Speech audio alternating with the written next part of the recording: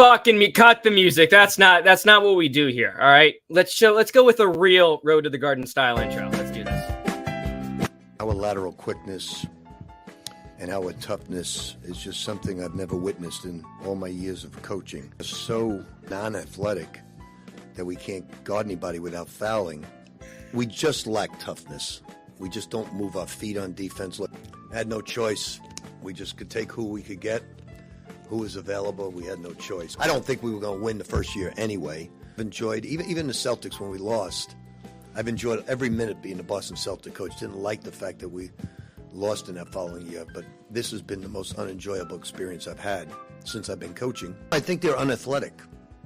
I don't think they move well laterally. I don't think they're going to pick it up in the next week. I think they're slow laterally. I mean, Sean Conway gives you everything he can. He's slow laterally. About 5 guys are slow laterally. It's not the job. Anticipated? It's not the job. Okay. You could be at Missouri and recruit slow players.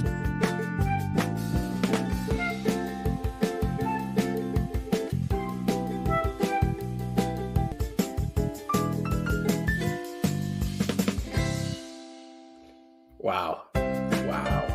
That took me over an hour to edit. Over an hour. I had to download the thing, find the video for it. And then the video wasn't synced, so it's like, all right, I want to see what I can hear. Anyway, live, Road to the Garden. Welcome, guys. How you doing? I'm with Tommy and a special guest, Chris, but we'll get to Chris later. No one cares about him. Tommy, how you doing? I'm great. You worked for an hour on that, can confirm, and that was worth all 60 of those minutes. That was a wonderful, wonderful intro. So thank you for your contributions. Thank you, Chris. I won't be a dick anymore. How you doing, buddy? Doing good. That was special. I'm proud to be a part of that and happy to be back. I haven't been on this podcast since I think the fall of this year. So yeah, it's been too long. Exciting. Way too long. Yeah. Is the first guest on our show this entire year? Correct. We haven't had a guest yet.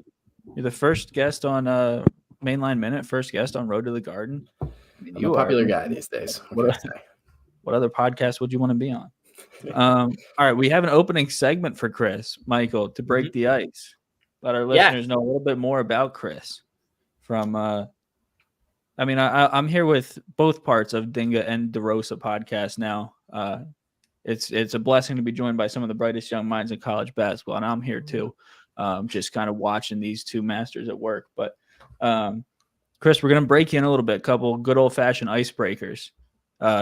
We did a mailbag last episode and didn't get one single solitary answer or a question rather from our listeners. And we know we have listeners. We just went through the numbers and not one question was asked. So Michael made up 10 or 12 questions on the spot and rapid fired me the questions. So we're going to put you through that now. I'll start it off.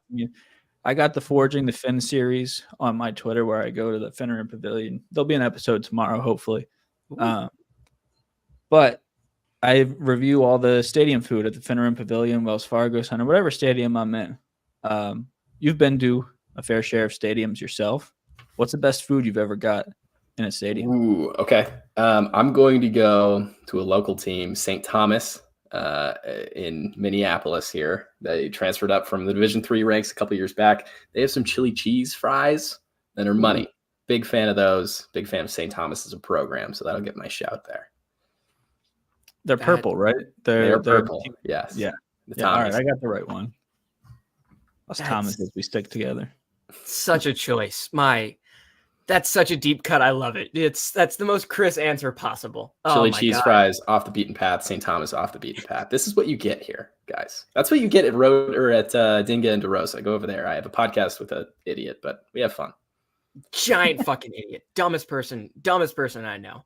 But while we're on the topic of food, and I asked this to Tommy last week, what's the dumbest food combination you enjoy? The dumbest food combination I enjoy? Oh, man. Let's see. I just made a big stir fry with like steak and then a bunch of vegetables, and I threw a bunch of pinto beans in there. I throw pinto beans into like a lot of things. Big beans guy. I get a lot of hate for that, so that would be my choice. I like that. That's more normal than my answer, but there's nothing wrong with being a big legume guy. What was your answer? Well, there's this bar by my house. They do like a peanut butter bacon burger, and obviously I don't get it every day, but it's a nice little treat. every now and then. Okay. All right. My next one was another food question, so I'm just going to scrap that. We had back to back.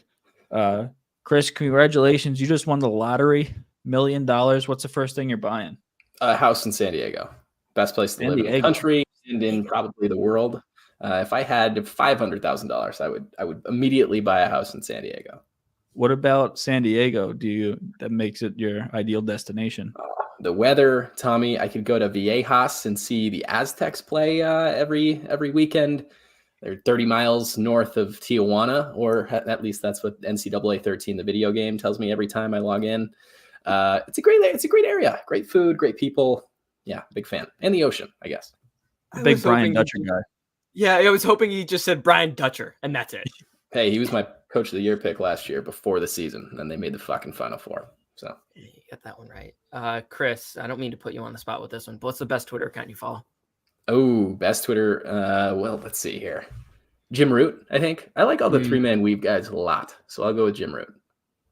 Georgetown doesn't. Georgetown does not. They do not. But that goes to show that cyberbullying works sometimes, which is great to see. Don't getting the pass and say that I said you could do it on the Road to the Garden podcast, but it is effective sometimes. Chris, go to karaoke song. Oh man, 1,000 Miles by Vanessa Carlton. Oh, what a great answer! I can belt that. It's in my range. It's got some good notes. I like that one a lot. And everyone gets into it. Everyone likes that in the bar. Everyone gets into it. Yeah. Wow, you're killing this. Yeah, you're doing really well. All right. This one, I got to give him a tough one. I gave this one. This was actually Tommy's idea last week that he ended up giving himself. If you were stuck on a deserted island, which Cassidy brother would you bring with you? And I'll throw Matt St. Jean in there too. Yeah. Which one of those three? Stuck on a deserted island. You can only take one. No pressure. Oh, wow. See, Giraffe Saint Nightmare really is an option because, I mean, the size he's got, he could be an asset out there. But I don't know. Like, I'm thinking about food foraging and stuff. And if there's animals out there, I need somebody with a good shot. I don't think that's Matt. I'm going to go with Ryan Cassidy. I'll go Ryan. I think Ryan's my best chance of survival. All right. That's fair. I need your guys' answers on that one really quick. I'm curious. I picked their dad. I copped out. He's the dude of all dudes. I met him at the Villanova UConn game when they played at the Wells Fargo Center, and we all went out for drinks afterwards. And he's just the man. He's a Villanova fan. I don't know where he went wrong with those kids, but other than that, I mean, he's a perfect dad. I would make fun of them, but my mom went to Providence before going to Georgetown, so I guess my mom also failed too. So, wow, you might as well root for him. There. Who do you got? I would take Tyler solely because neither of you guys mentioned Tyler, so just for equality's sake. And you guys would probably, since the competition between you two, you guys would like try to just best each other so much. You bring out the best in each other. See, you get it. This guy gets it. This is why we brought this Chris guy on. Brightest young minds in college basketball. I wasn't lying in the open. All right.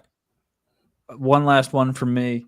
A genie just came down from the heavens and said you have to turn into an animal. Any animal. Which animal are you turning into and why?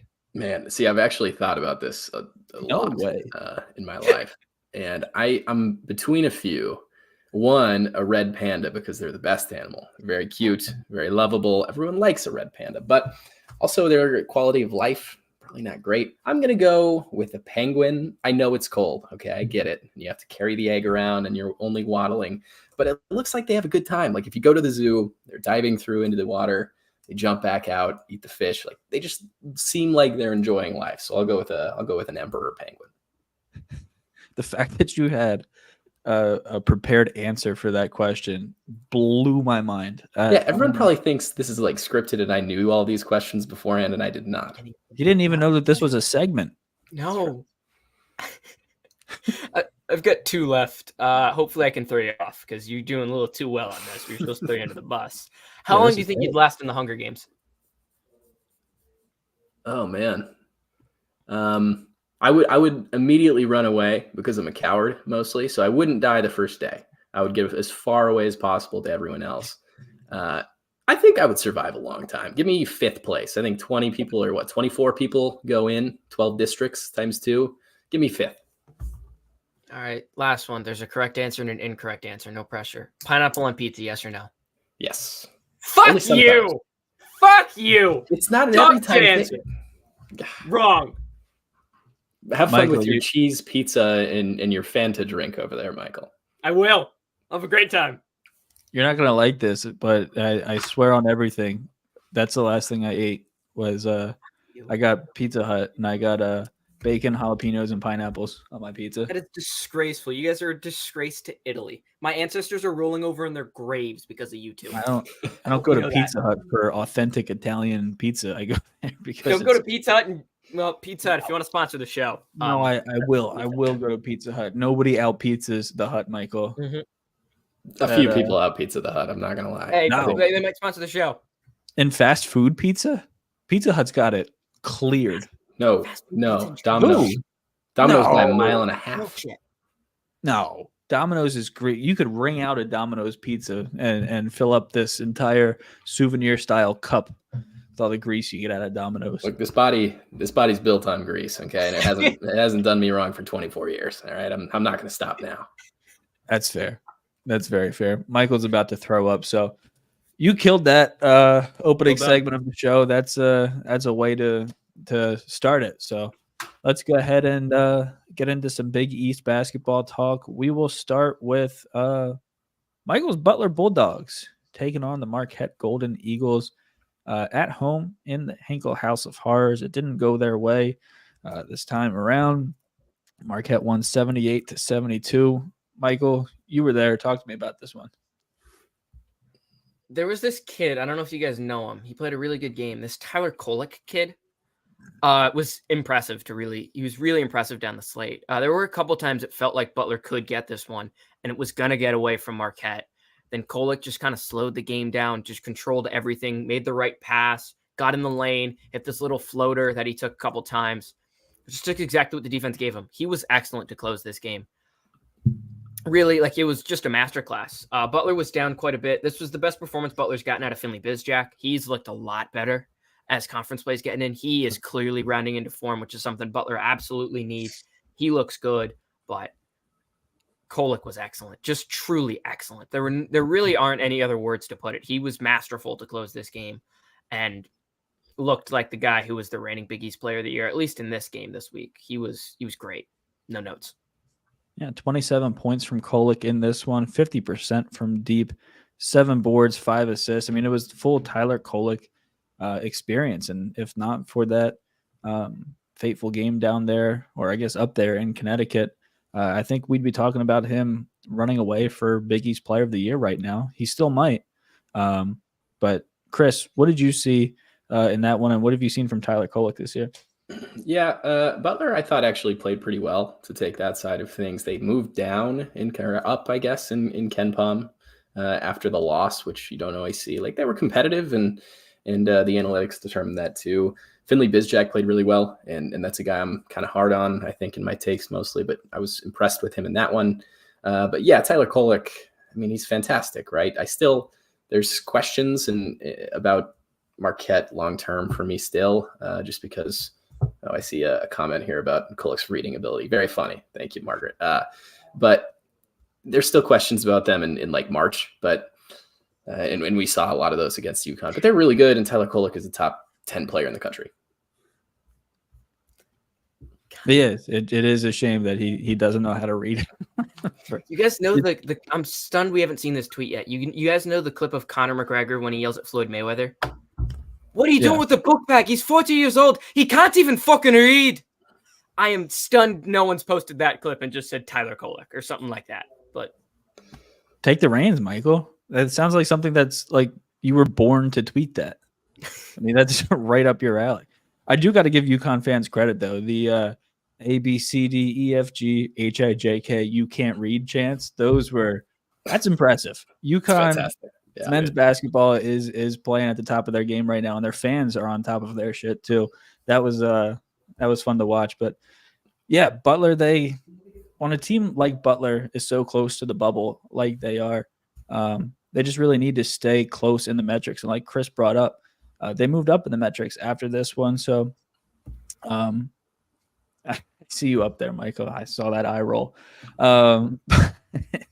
It was good for Butler to stay close in that one. This game that they have that we'll preview in a minute with Villanova coming up tomorrow is going to be massive for both teams, but solid showing for them there. Anybody, you have anything else on this one? Michael, really quick, and I know we'll get to the previews, but really hit, gun to your head, of the last 5 games, how many does Butler need to win to be on the right side of things? Like certainly on the right side, or like right side, like you can 75% chance or higher to make the tournament going into the Big East tournament. I think I feel like the bubble's kind of stark at this point. I feel like if they can take one of the 2 road games, then not lose to DePaul, then take one of the 2 home games, I think they're fine. So I would say 3 at minimum. 4 is probably the correct answer, but I think they could grease in there with 75%, win a game in MSG with 3. So okay, I guess I'm going to say 3, but you want one of the 2 road games that you have coming up. You need one of those 2 in my mind. Yeah, they are projected to win their last 3 on KenPom, St. John's, obviously, against DePaul and Xavier. So that was a great question. That'll be fun to dive into here in a minute. But moving on, we have St. John's at Providence at the AMP. What a week for St. John's. Michael, you talked about it you had that master class of an intro with the Rick Pitino quotes, and it's been tough for the St. John's faithful on the social medias, and likewise, it's been tough for the team. Zuby Ejiofor getting a lot of minutes over the aforementioned Joel Soriano, but Providence picked up the 75-72 win over the Red Storm. And Chris, I'll go to you first. What did you see from St. John's in this one? What's kind of went wrong? They dropped 5 of their last 6 games here now. Yeah, 5 of their last 6. They're 2-8 in their last 10. They started really great, actually, in this game. They had a big halftime lead, but they kind of let Kadari Richmond get at them in the second half. And defensively, this team just – Rick Pitino's right. They're just not good. They're not quick. All right, I hate to add on to that bit, but they are just bad defensively. We rattled him. We rattled him. Wrong game, Chris. We're on the Providence game. We're talking Providence, not Seton Hall. Yeah, the Providence St. John's game. Yeah. Okay. I shot the gun. It wasn't the rapid fire questions in the beginning. It was the one recap of talking basketball with me and Michael that finally rattled the inflappable Chris Thedinga. I mean, same story though, right? Like with that game too, they just weren't that good defensively. They gave up 75 to a Providence game, and a game that wasn't super high possessions. They just have problems on that side of the floor. And when you don't shoot especially well from 3-point range, and they didn't, they shot 26% from 3, I think, in that game. You're just not going to win too much. Look at the recovery. I mean, my goodness. He realized he's talking about the wrong game. He's a professional. He has stats on him. Yeah, that's a professional. You guys are too kind to me over here. Wow. All right, Chris, you idiot. Michael, what do you have? Shit. Yeah, I have more real analytical basketball tanks. Dad's strength is real. Joshua Drew with 28 points. It's a real thing. It is a real boost. I don't think we can deny it. It's real. Like, immediate first game, he didn't even have a good first half. I think he had most of his points in the second half. Like, that's real. Also, yeah, Pitino is kind of right. His team can't defend, but not only that, they turned the ball over 16 times in this game, only 10 assists. You're not going to win many games like that.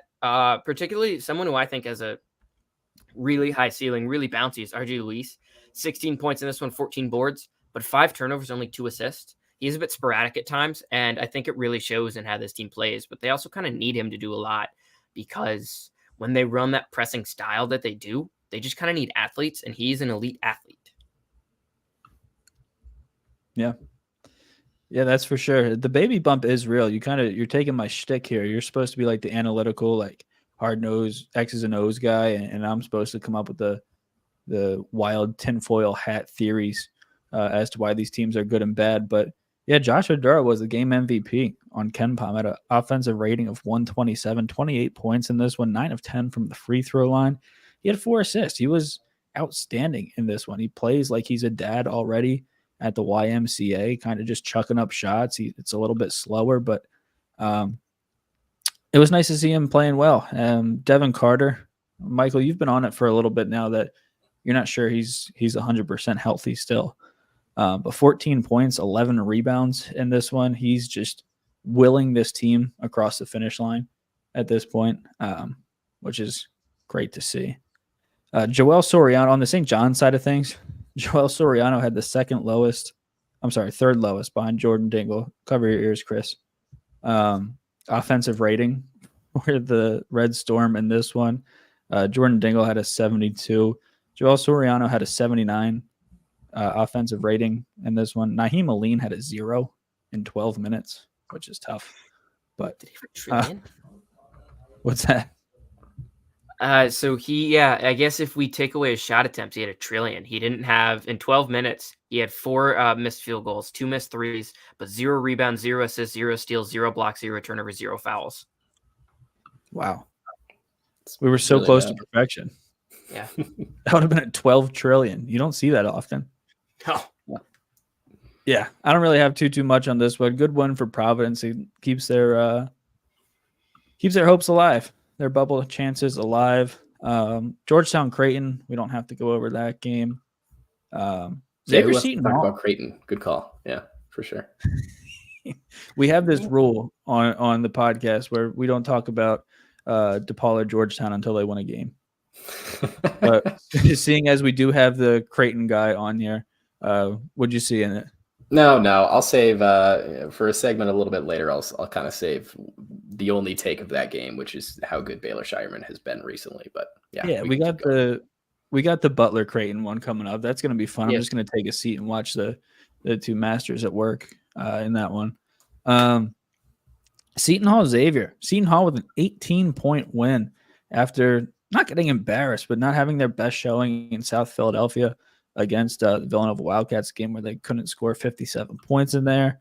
They came back. They bounced back. Michael, you were talking about it in the open where Shaheen Holloway said that this team, they weren't going to come out and they weren't going to do that twice. And they didn't. What makes his team able to bounce back like that? They're just a tough team. They Pitino kind of said it in his post-game presser, and I think I wouldn't call my guys out like that, but Seton Hall is just a really tough, hard-nosed basketball team. They're not going to give up easy. They're not going to quit. They're going to bully you. And if you let them bully you, they're going to bully you. And that's what they did to Xavier in this game. They just kind of blitzed them beginning and didn't stop. They won the rebounding battle 34-27, 10 offensive rebounds. Xavier only had 16 defensive rebounds. That's pretty good. Kadar Richmond with 20, 13, and 8. 13 assists, 8 rebounds. That's pretty good. They move the ball well. They attack the rim. And when they're hitting shots, they're good. And you got 4 threes from Alamir Dawes in this game. But when you let Seton Hall bully you, they're going to bully you. And that's what they did in this spot. Xavier just kind of looks like a team that had been dealing with the how do I want to phrase this? They looked like a team that had been up at night because they're trying to see if their coach is leaving or not. And it just felt like it kind of hit them in that spot. Granted, Xavier's had a couple dud performances like this, like the UConn game in particular, before Ohio State job even opened up. But Xavier's due to have duds. They're due to get pushed around, and they got rooked in this game, particularly Abu Usman played 8 minutes. I don't think they're going to win many games when he only plays 8 minutes, because that means you got to play some of either the freshman big they have, Kachi Enze, or Sasiciani, 44 minutes combined. And those guys I don't know if they're ready for Big East minutes like that, particularly against a physical Seton Hall front court that really took it to them. Yeah, Gianni actually I kind of like a lot, but he's not ready for the physical play. We saw it against Creighton too. I know that. Like Kalkbrenner just kind of dominated him down low. Usmani also, though, he was minus 10 in his 8 minutes on the floor. Like they weren't good with him or without him. Like it was certainly not just the front court play. Everyone was pretty bad in that one. You hit it on the head where they just look like a team kind of in disarray a little bit, looking around and saying, well, what's going to happen next year already, which is not great because they were, before this game, they were still in contention to potentially get an NCAA tournament bid. Yeah, for sure. And this is a team, in the NCAA tournament, the Big East tournament, anything like that, good guard play is a necessity. And this team has no shortage of that. We talked a lot about the big guys, but I mean, these 3 guards in this game, Quincy Oliveri had 25, Davion McKnight with 11, and Desmond Claude with 6 on some pretty efficient shooting.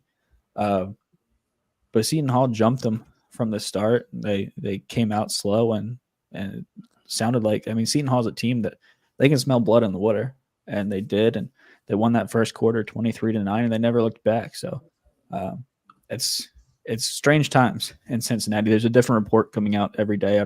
I won't talk on it too much, but just on Twitter, just seeing all this stuff. There's reported Sean Miller's staying, Sean Miller's going, this, that, and the other thing, and the players are playing like they hear the rumors too. So tough one for them in this one, 18-point loss to Seton Hall, but Seton Hall is keeping their bubble chances alive. The bubble buddies, Seton Hall and Butler, are alive and well right now. Well, they're certainly alive. But someone who is not alive nor well, DePaul lost 101-65 against UConn. We don't have to talk about that one, obviously. Villanova, Georgetown, we don't really have to talk about that one. Brendan Hawson, cool from 3. That's about it. All right, here we go. You guys take over the Creighton Butler game. 79-57. What happened here? Talk me through it. Michael, you can take the. No, Chris, you started off because I'm going to answer one of the comments we have here also in my breakdown. Sure. Yeah, I think Creighton came out very motivated after the 99-98 loss at home, and so you had to Hinkle, and that team was ready to rock. Even though Butler went into halftime, I think they were up by 1. Actually, am I right about that, Michael? Yep. Yeah. But the second half, Baylor Shireman, man, he's just been so good. He had a triple double this week against Georgetown, and then again here, 27 points on a high shooting percentage and 8 rebounds. Somehow he didn't get Big East Player of the Week, but regardless, he's been fantastic. Creighton defensively, they switched, to me at least, how they guarded some screens at the top of the key, hedged a little bit harder, went over the screens, didn't let the easier looks off of, off the dribble, off of a screen, at least for Butler, that led to Butler shooting, enormous rates from 3 the last time out. This time they shoot only 6 for 22, and I think 5 of them came in the first half. So Butler didn't shoot the ball well, and that certainly was the difference between this game and the one in Omaha. Yeah, I thought Creighton did a really good job. They took Pierre Brooks and Jamil Telford completely out of this game. Jamil Telford was the best player on the floor in the first game. He controlled everything for Butler. And when it looked like he was hurt for a little bit, it's like, oh God, Butler's going to lose this game. Then he comes back and makes like 2 huge shots down in clutch. This game, those 2 combined for 6 points on 3 of 18 shooting. Butler's not going to win many games when that happens. Creighton defended him really well. And Shireman got going early, and he kept that hot streak going in the second half. I think he had 7 early points and then kind of didn't do a ton to end the first half. And then like just the second half starts, he hits a couple threes. And then they would run these like curl plays, and he would get in the lane. He'd get to either hand and finish. And every single time he got in, every single time he made a layup, he yelled "and one" to the crowd. Every single time, without fail. It did not matter if no one touched him. He would still yell "and one." So I think someone would have liked that. So respect to him there. He played a great game. He definitely was going full heel, but he was excellent in that game. Good game from Kalkbrenner. He did a good job sealing, getting position. And Creighton forced Butler's Posh Alexander and Jalen Thomas to be the guy offensively. And those guys were great in the first half. Jalen Thomas, I thought, had played a really solid game all around, honestly. And Posh Alexander, I believe, was 6-6 in the first half. But once they took those, it's like, all right, are you going to get 50 from those guys in a game and win? Probably not. Creighton forced them to try to do that, and it didn't work. And you got nothing from Brooks, who had to be subbed out because he wasn't really playing hard over screens. And Creighton just took it to this Butler team. Creighton played their style of basketball, and not many teams are going to beat Creighton when they play that style. And to get to the question, should Butler fans be worried? I'd be, once they won the game at Creighton and at Marquette, it's like, okay, you need to win 2 of these 3 at home, and you are looking really good in the tournament. You needed 2 of those 3. You got Providence greased by Providence. That's an injured Providence team. You lose the Marquette game. It's like, okay, you got Creighton coming up, and they just came out bad in the second half. Definitely more worried than you'd be before the season, but I still think this team can make the tournament, and if you can make the tournament, you can win a game if you get a good matchup, stuff like that. So from the preseason perspective, no, from now, you need to win one of these next 2. You were hoping you didn't have to win one of the next 2. You have to win one of these 2 road games to feel safe. So More worried than before, but this team's been climbing up mountains all season. Just another mountain they got to climb. Yeah, for sure. I mean, this was for Butler. This was their 4th ranked opponent in the last 5 games. It's been a haul for Butler, and it's not getting any easier with their upcoming games. So, looking back at the game itself, like Chris mentioned, Baylor Shireman, he was outstanding, and he led Creighton 27 points, 10 rebounds. We were talking earlier about Big East Player of the Year. His name has to be in that conversation right now. Creighton's playing some very good basketball, and he's the keystone of that operation. Kalkbrenner with 21 points. Michael and I talk about it all the time. He shoots like 7,000% from the field. So, of course, that was an efficient 21.6 boards for him. Pretty good defense. Jalen Thomas also had a good game. It was a season high 18 points for Jalen Thomas, which was nice to see. That wasn't on my bingo card for this game. But Creighton's just playing some really, really good basketball right now. Their big 3 are as good as any big 3 in this conference. And this was a good one. This was good. I don't have too much more on that. Yeah, one other quick Creighton note, just because we probably won't talk about him again here, until the UConn preview. But 8 steals in that game against Butler. They forced the least amount of turnovers in the country, 11% of possessions. But if Creighton is able to actually force the other team to cough it up, that changes that whole entire outlook of that team. They can get out in transition and run a little bit. And they're successful when they get out and do that, but they just can't get into those positions much this year. And they hit some transition threes and got some quick buckets that way, which definitely changes the dynamic. Butler jumped to pass way too much in that game. It was infuriating. But I thought, not to be mean to Creighton, because I think Creighton's a really good team. Like, they're a top 20 team. I thought a lot of those turnovers were unforced in my eyes. I thought Butler jumped to pass and Creighton guys were just standing there, like just waiting for it. Like, okay, you're going to jump and then throw this dumb little lob pass. I'll just take it. Yeah. That was something. That was a fun game to watch as a neutral fan. The Beefy Boys against the Big 3. The Beefy Boys, Chris, are the nicknames I have given Pierre Brooks and Shamil Telfort, because they look like grown men and they are certainly beefy. So I get to see them in person tomorrow. So that's going to be fun. I'm looking forward to seeing that. But pause. Moving on, we have the game at the Excel Center. A game that was tied 18-18 midway through the first half. But a game that ended 81-53 in favor of the UConn Huskies, who hold the nation's longest winning streak. They haven't lost since that game against St. John's. And they dominated this game. They owned all of the statistic advantages. They out-rebounded Marquette 45-27. They had 24 assists on 29 made field goals. Donovan Clingan had 17 points on 7 of 8 shooting. Tristan Newton had 15 points, 8 and 8. I mean, this was just pure dominance from the best team in the country. I was surprised because Marquette, Shaka, he's a leader of men. He takes guys into the jungle in the regular season at least, and he lives for these kind of environments. And he has the perfect point guard for that, to lead that charge. He's a point guard who feeds off of the fans chirping and hostile environments like that. So I was kind of surprised. I don't want to say roll over and die, because I mean Marquette's a team that'll compete to the last buzzer, but I was just surprised at the sheer. This was a top 5 matchup, and it looked like UConn was playing a back end Big East team. Yeah, that one was wild. That was a lot of fun. UConn now has 9 Quadrant 1 wins and less than 3 losses. They're the only team in the country with 1 Quadrant 1 win and less than 3 losses, I believe, and they have 9 of them. It's really fast. I mean, it's incredible what they were doing these last 2 years. They're so good defensively, both in this game and the Creighton game, which certainly are the 2 best teams outside of UConn in the conference. Their defense has just stuffed them. Like, it wasn't even competitive. After it got 18-18, the rest of the game, like, Marquette was just stagnant on offense, and it's unbelievable. UConn didn't even shoot well in this game, like, really at all. They shot 11 for 30 from 3 and only 46% from the field. And to win by 30 still over Marquette, like, man, this is the team to beat in the country. It really is.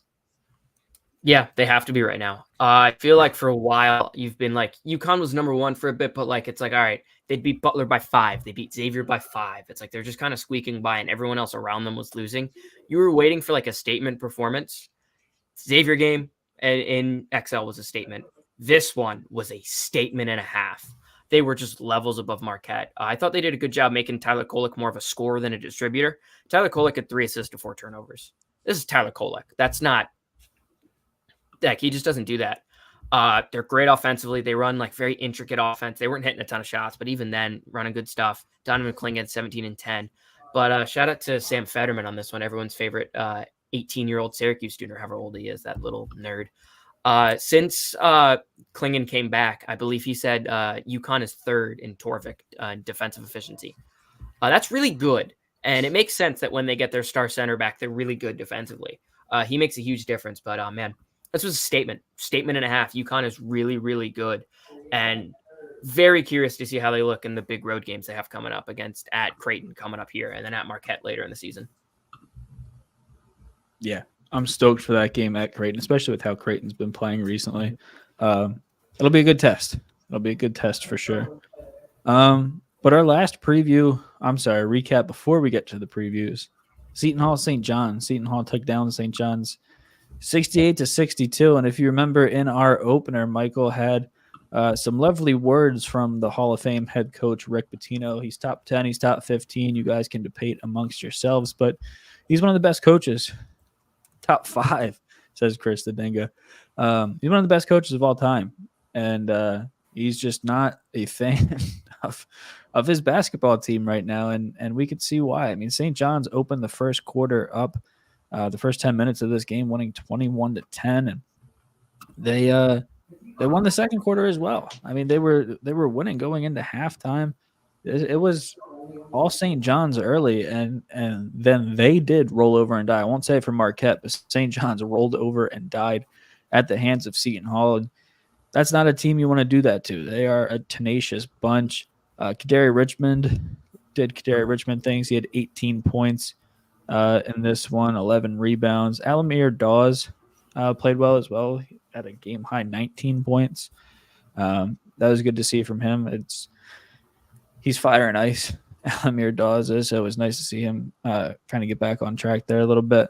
But, I mean, for St. John's, it's been about as bad basketball as any team outside of the bottom 2 in this conference have been playing over the last week or 2, maybe 3. What's going on in New York? What happened in this game? At UBS Arena for some reason. Yeah, why was this game at UB? I don't know. I feel like Pitino kind of laid it out. His team just kind of like they got a big lead, but then they just didn't do anything. Like in the first few minutes of the first half, I think they had 4 points in the first like 9 minutes. It's like that's not how you're going to win a game. That's just not how it works. They got out muscled, but they didn't really adjust to anything. Seton Hall just kind of forced turnovers, got to the line, kind of chipped away at this lead really slowly. St. John's couldn't get anything going offensively. They weren't catching the ball. Like very rarely would they get the ball inside like scoring position. Like with a guy relatively open-ish at the 3-point, like 3 feet beyond the 3-point line and in. They didn't get the ball there like at all. There weren't many adjustments made by St. John's to counteract the pressure Seton Hall had. And Seton Hall just kind of took it to them. And St. John's just was willing to roll over. I think part of that, honestly, has to be on the coach. I think part of it at the same time is also on the players. That's kind of a point there. I wouldn't call it my guys post game because you brought them in, whatever. Another conversation another day. But Seton Hall took it to them. Again, if you are going to roll over against the Seton Hall team, they will force you to. And they'll accept it. And they'll just beat you down. And they beat St. John's down in this game. This was a convincing second half. This was a statement. This showed that one team's on the up and up. One team's going downhill. I got some more takes about St. John's, but I'll save those till later. Yeah, the wing play for St. John's is starting to get a little worrisome, really, long term. Like Chris Ledlum and RJ Luis were both really bad in this one. RJ Luis had 4 turnovers, no assists, went 2 of 9 from the floor. Ledlum was just 1 of 6 from the floor. If you don't get any production from your 3 and your 4, then it just puts too much pressure on essentially just running ball screens, 1 for the 1 and the 5. And that's kind of what they did in this one. And it just wasn't really all that effective because Seton Hall defends pick and roll action pretty well.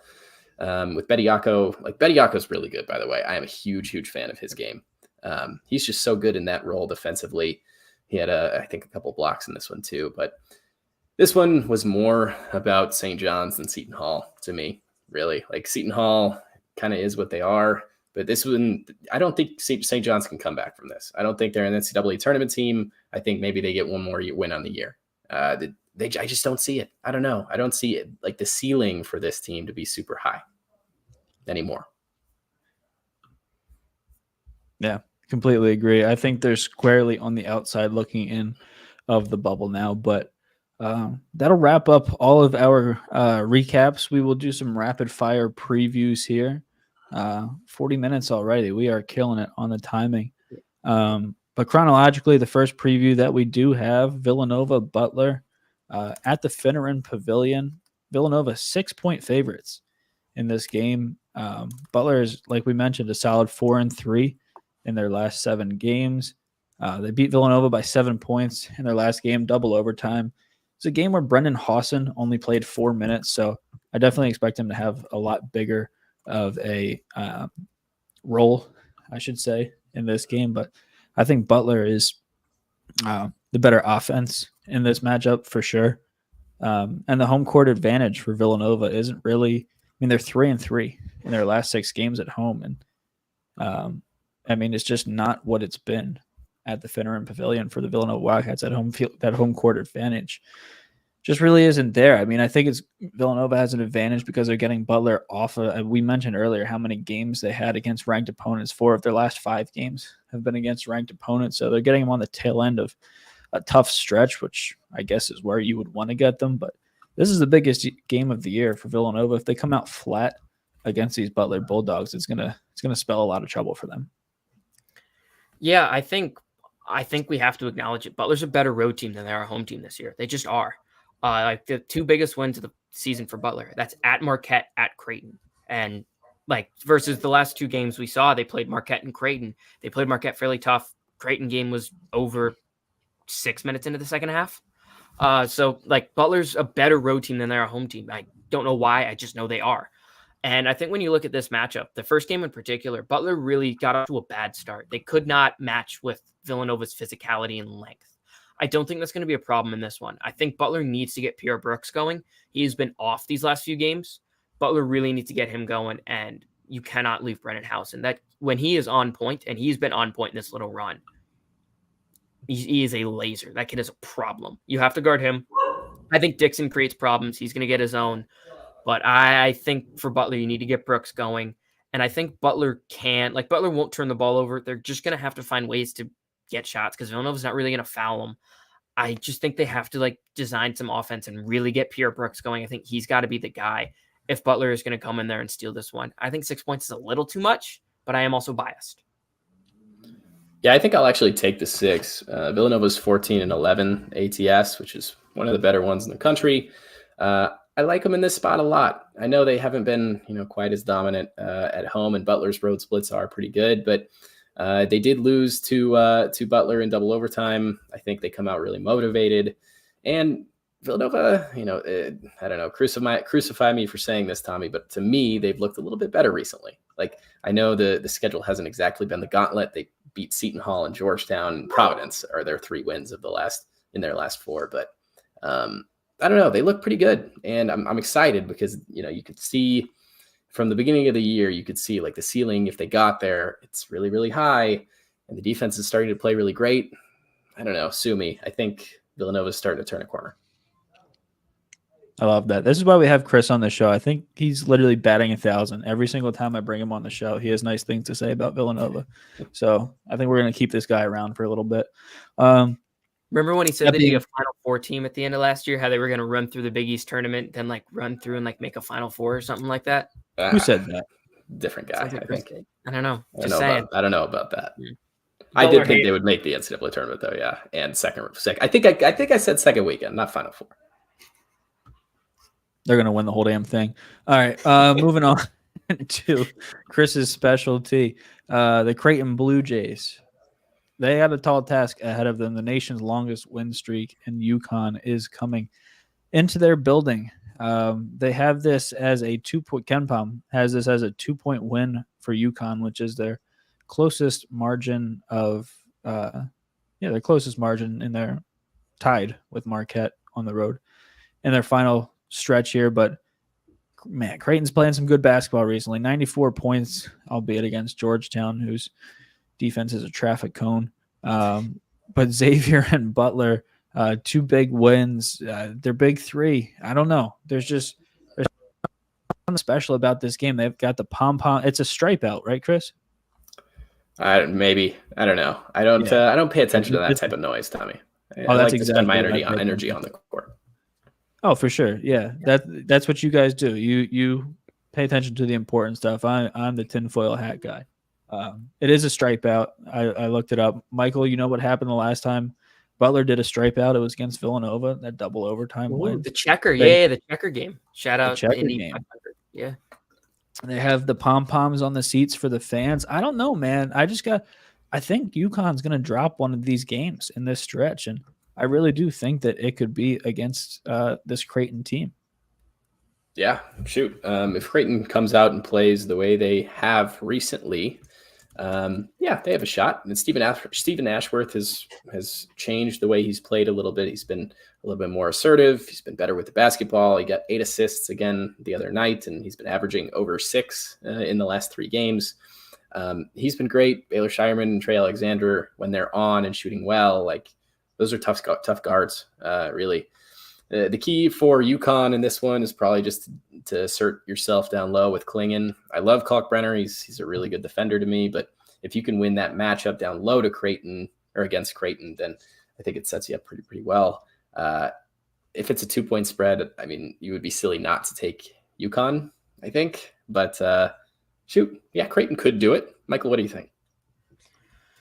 Yeah, I would lean the spread on the UConn side just because they've been so dominant in Big East play. But I could see Creighton winning this game. Creighton's looked better. I think really the turning point in their season to me was that Seton Hall game. That was a game where they were getting pushed around a little bit, but they fought back. They were like, look, you're not going to ruck us. And I thought that was a statement for Creighton that in some games, like early in the season, they got pushed around. Like Colorado State and UNLV pushed them around. There was no other way to put it. That's just what happened in that game. They've been more physical since that game, and they've been impressive. And I think Baylor Shireman's kind of a tough cover for UConn, honestly.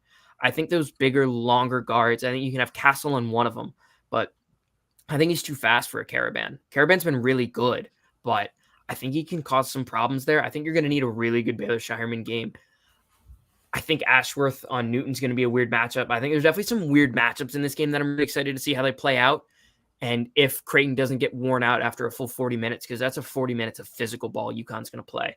I think it's a very interesting game. I do lean the UConn side. It wouldn't stun me if Creighton wins this game. I think it'd be a statement if Creighton wins this game. And I think if UConn loses this game, they still should be the number 1 team in the country.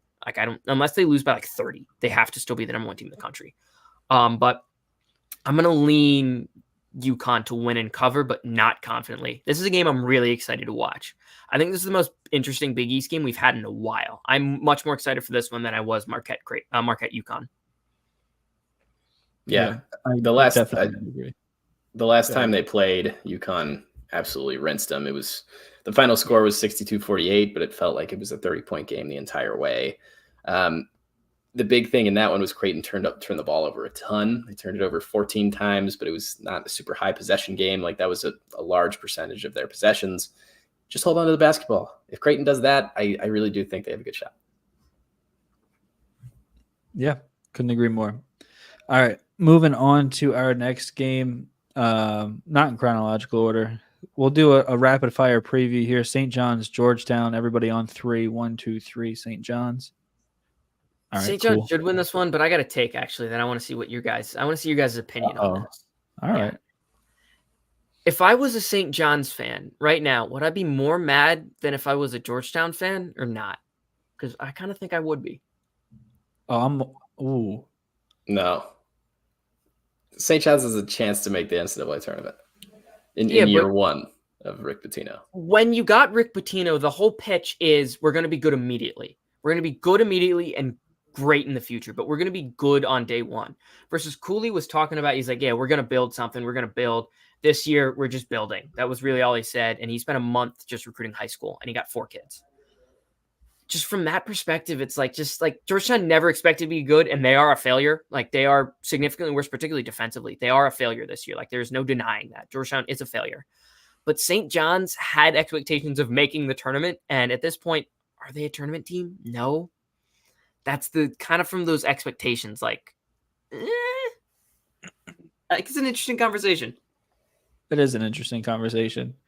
I don't know, because you just got to bring up the expectations. I'll answer that question in about 2 or 3 weeks when this trend for St. John's continues. This is probably the best chance. Well, they played DePaul, of course, which is going to be awesome. That's my Super Bowl. But this is probably the best chance for a win. I mean, St. John's is reeling. Georgetown hasn't gotten a win since January 6th. Of course, that also was against DePaul, but yeah, it's going to be a good one. St. John's hasn't got a win since February 6th, also against DePaul. So, definitely something to look out for.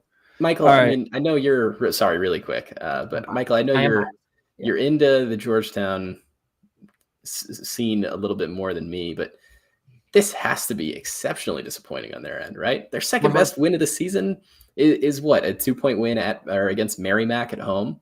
That's their second best win of the whole year. Yeah. To me, this is not even comparable. I think St. John's fans have to be much more happy. This is a nightmare start to a regime for Cooley. See, I think if you're a Georgetown fan, you were like, we're not going to be good this year. So like you have the past there. But I think the one thing that I think drives every single person in Hoya Nation nuts, and if they're not driven nuts by this, they're lying to themselves, is that they're worse defensively this year than they were last year. The whole thing with Ewing teams was that they were atrocious defensively. They were awful defensively. They had, in that one little run in the Big East tournament, they were good defensively. They were like, not great. They were good defensively. And that's kind of what propelled them. Like, they suffocated Creighton in that game. They were good on against Villanova, good against Seton Hall, and good before those games. Since that, Ewing teams defensively, like, they let up threes from everyone. They were bad defensively. This team is worse defensively. They cannot stop a dribble drive. It is inexcusable on that side of the ball. That's the one part you have to be angry. But Georgetown fans should be angry. But at the same time, they're like, yeah, all right, we still got a guy coming in. You got talent coming in next year. We'll see how we are next year. But yeah, this is a failure for Georgetown. No doubt about it. That's enough Georgetown talk for the day, though. 67 is how many spots worse they are in defensive efficiency from last year to this year. Wow. From 240 to 307. Yikes. Yeah, not great. All right, Providence Xavier.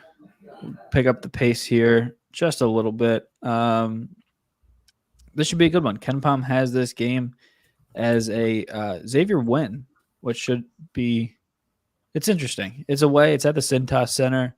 I don't know. It seems like Xavier is playing distracted right now. Of course, I have those tandem of guards, or those trio of guards, I should say. But losses to Seton Hall and Creighton back-to-back, Xavier's last 2 games. And I don't know. This is going to be an interesting one. They only have it as a 4-point win for Xavier at that line. I'm taking Providence. I think Josh Oduro is playing really well right now. That's going to be a load to contain down low. And, of course, Devin Carter's Devin Carter. So if I'm a betting man, I'm taking Providence +4. But what do you guys think? Yeah, probably. Since January 15th, Xavier is the 90th best team in the country on Torvik. Like, they just haven't been very good. I think Providence is somewhere around 50th in that stretch. Providence has been better, so I assume they'll continue to be better, and they have the better players and just the better, overall vibe around the program right now. Xavier is just lost. Give me Providence.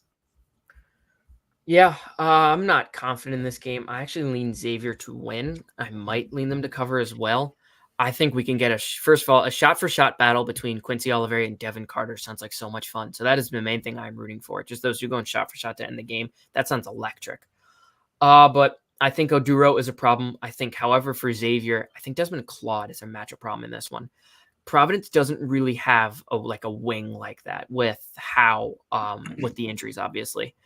And I think that could be a problem. Like, I don't think a Corey Floyd or a Rich Barron is a good matchup for Desmond Claude. I think you can get him going. McKnight's a bigger guard. I think he can cause some problems too. I lean Xavier in this spot. I don't love it, but Xavier is my lean. Interesting. Yeah, that is interesting. Chris, did you give a pick? Yeah, I went Providence. Providence money line. Providence money line. Yeah, I like that as well.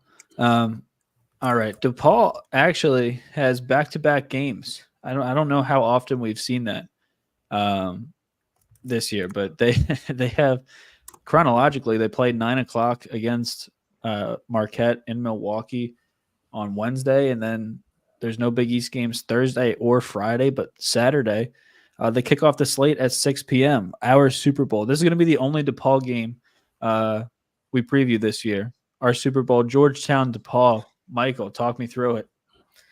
God, these teams are so bad. They're just so bad. This is going to be awful basketball, and I'm going to watch every second of it, and I already hate myself knowing I'm going to do exactly that.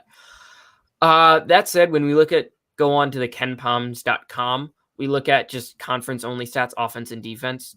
Conference-only defense, Georgetown's still the better defense. Georgetown is terrible defensively, yet they're 3.5 points better. Offensively, Georgetown is 10 points better in KenPom.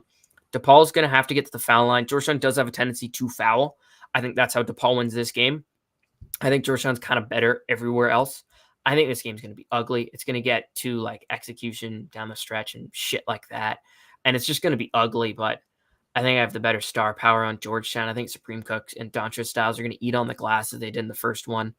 I'm going to go Georgetown. I just think Georgetown's the better team, and I think they have the best few players. Like, Jaden Epps is the best player on the floor. You get him and Styles going, I don't think this game might even be all that close. Oh, same. Yeah. DePaul has only stayed within single digits once in conference play, with most of them being 20-plus defeats. Georgetown has been competitive in quite a few games. They haven't pulled many out, only the one, but they've been around. I think Georgetown kind of runs away with it. Matt Brady is the interim head coach at the DePaul Blue Demons program. In him, I trust. This is going to be the only game of the year that I picked DePaul. Screw analytics, screw reasoning, screw the X's and O's, everything. It's about heart, man. It's about heart. I also think it would be hilarious if DePaul won. But in my trust, I put Matt Brady, I've put my trust in worst places. They have this as a 3-point game on KenPom. I'll be shocked if it's a 3-point. I think whoever wins this game wins by 10. And I'm 90% sure it's going to be Georgetown because their offense is cool and DePaul's defense is not. So I'm just picking DePaul for the heck of it, and because there's no way my real hard-earned dollars are going to go towards that game. But that 3 minutes of DePaul segment was... Yeah, I got to say something first. I had to watch Jalen Billingsley hit the side of a backboard on a game-winning 3 in Georgetown at DePaul. Or the other way, it was DePaul at Georgetown in the season. Georgetown went 0-20 in the Big East. I feel bad for DePaul fans, but Georgetown needs 2 Big East wins, man. It's been too long. Misery loves company. Yeah. Crab in a bucket. Pull him down. That's all I got. I love it. All right. Villanova at UConn. Villanova needs to go 1-1 this week, and they really, really need a win against Butler because I learned my lesson. I picked Marquette to go into the XL Center and beat UConn. The Monstars, the Moonstars from Space Jam could go into the XL Center right now, and I still think I'd pick UConn. They are a fucking wagon, especially at home. Give me the Huskies. Yeah, me too. Especially if UConn does lose the Creighton, which I do think there's a good chance of that, then I think UConn kind of comes back home and rolls. Yeah, I actually think Villanova can keep this one close. I don't hate how Villanova matches up with this team, but I'm not picking against UConn at home. I just never will. UConn. I will say this though. I've had a strange feeling that Villanova is going to go up there and get a win for a little bit. People said that they had a feeling when UConn came to Villanova. I mean, Eric Dixon can pull Klingon out of the lane. Longino is playing the best defense he's played all year. Brennan Hausen's hitting his stride. I mean, there is a path to victory for Villanova. They're just going to have to play. They're going to have to bring their A++ game, because even if UConn brings their B game, it's curtains. They're that good. And Palm has the spread 12. If the spread is 12, I would bet Villanova. Wow. It won't be 12. I don't think. Probably I like also 9.5. Yeah, I also like that spread. I would take Nova plus 12 in a heartbeat. All right, we got a couple more to run through. Butler, Seton Hall, South Orange, New Jersey. Michael, talk to me about it.